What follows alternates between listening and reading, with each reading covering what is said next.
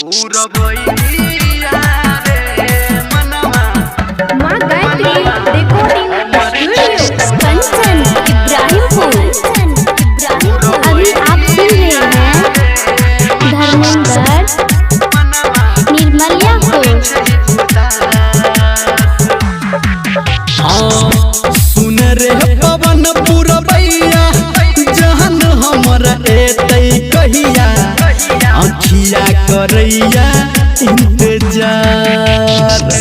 सुन रे पवन पुरबैया जहन हमर एतै कहिया अखिया करैया इंतजार। ससुरा ओकर छही बहुते दूर रे हमारा लेका नहीं तो हेतै जरूर रे। आजो जोर हमारा कोने जान के पास पूरा बइया रे मनवा हमर छही उदास। पूरा बइया रे मनवा हमर छही उदास। बतिया हमर तू जान से कोई है रे खास। पूरा बइया रे हमर मन छही उदास।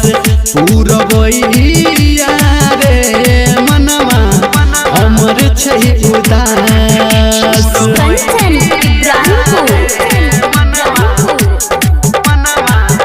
अभी आप सुन रहे हैं सावरिया म्यूजिक।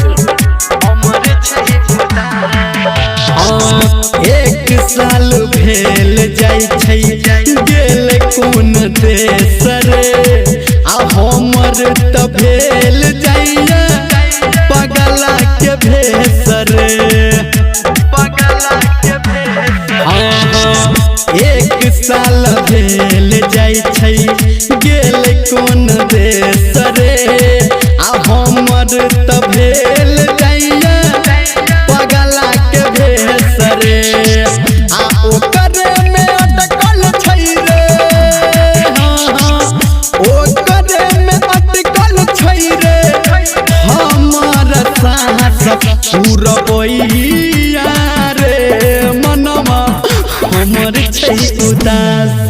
पूरा बइया रे मनवा हमर छै उदास। पूरा बइया रे मनवा हमर छै उदास। कंचन इब्राहिमपुर।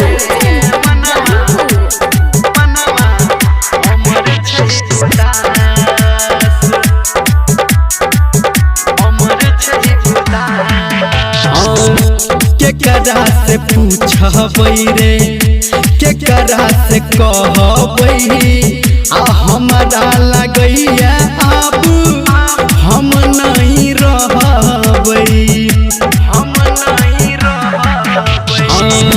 केकरा से पूछबै रे केकरा से कहबै आ हमरा लगैया अब हम नहीं रहबै। कहौ निर्मलिया तोरा कहौ निर्मलिया तोरा बनल छी हम लाश। पूरा बइया रे मनवा हमर छै उदास।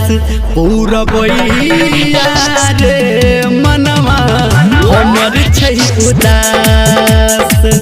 बतिया हमर तू जान से कोई दी है खास। पूरा बइया